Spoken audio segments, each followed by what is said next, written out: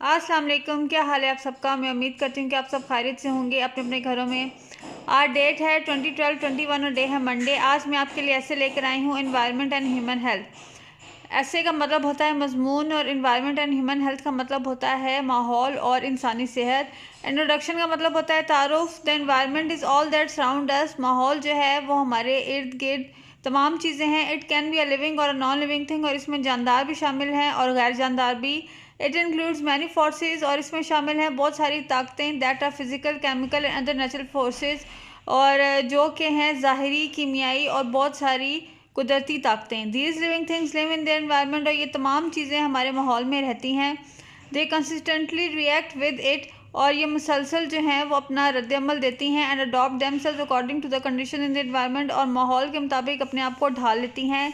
Various interactions in the environment, माहौल में मुख्तलिफ चीज़ें शामिल हैं। In the environment there are various interactions, और बहुत सारी चीज़ें माहौल में शामिल हैं जो कि एक दूसरे के साथ चलती हैं। बिटवीन द एनिमल प्लांट, जैसे कि पौधे और जानवर, वाटर सॉइल मिट्टी और पानी, and other living and many non living things present in nature. और कुदरत में बहुत सारी जानदार और गैर जानदार चीज़ें एक दूसरे के साथ चलती हैं। इंपॉर्टेंस ऑफ एनवायरनमेंट, माहौल की अहमियत। The environment is very important for every living being. माहौल जो है वो हमारे लिए बहुत ज़्यादा ज़रूरी है, ये इंसान के लिए बहुत ज़्यादा ज़रूरी है। No one can survive without the environment. कोई इंसान भी जो है वो माहौल के बगैर ज़िंदा नहीं रह सकता। इट मैटर्स अ लॉट, इसकी बहुत अहमियत है। Because planet earth is the only home for human beings, क्योंकि जो ज़मीन है वो इंसानों के लिए एक वाहिद घर है जिसमें इंसान एक दूसरे के साथ रहते हैं। It provides food, air, water and millions of other living things, और जो ज़मीन है वो इंसान को खाना, हवा, पानी और तमाम चीज़ें देती है। Humanities entire life is supporting system totally depends on the well being of all the species living on the earth. और जो इंसानियत है उसका ज़िंदा रहना जो है वो बिल्कुल इन तमाम चीज़ों पर मुनहसर है जो कि ज़मीन के ऊपर हैं। Biosphere, we call it the biosphere, हम इसे बायोस्फीयर कहते हैं।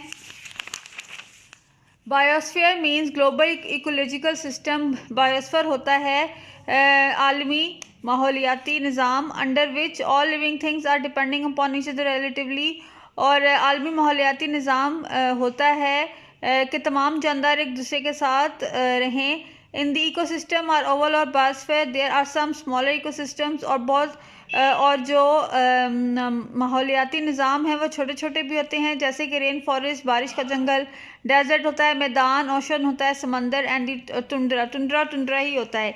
इकोसिस्टम माहौलियाती निज़ाम and ecosystem both living and non living parts. Ecosystem जो है वो जानदार और गैर जानदार उसमें शामिल होते हैं। इट कैन बी टेरेस्ट्रियल और aquatic. It explains the valuing ecosystem services towards better environmental decisions making that is available through the national academic press.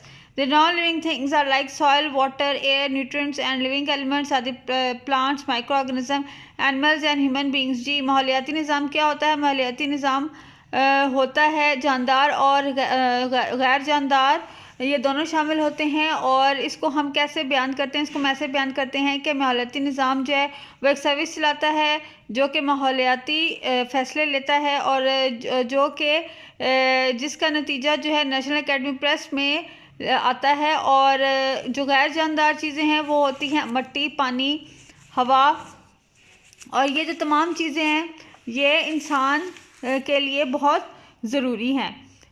Healthy ecosystem, जी एक सेहतमंद माहौलियाती निज़ाम क्या है? Healthy ecosystem consist of all the elements and nutrients that circulate in a cycle while supporting billions of species. The species help in the process of cycling the elements when they produce any food. जी जो सेहतमंदाना माहौलियाती निज़ाम है उसमें तमाम चीज़ें शामिल होती हैं, और ये तमाम चीज़ें एक दूसरे की मदद करती हैं। और जब भी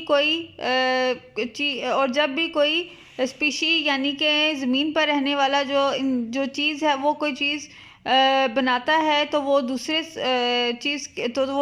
स्पीशी के लिए ज़रूरी हो जाती है। It also happens during their eating, going about their lives, और ये तब होता है जब कोई खाता है, going about their lives and even और थ्रू देयर डेथ्स, और जब तक वो ज़िंदा रहते हैं, जब वो मरते हैं तब भी ये तमाम चीज़ें चलती रहती हैं।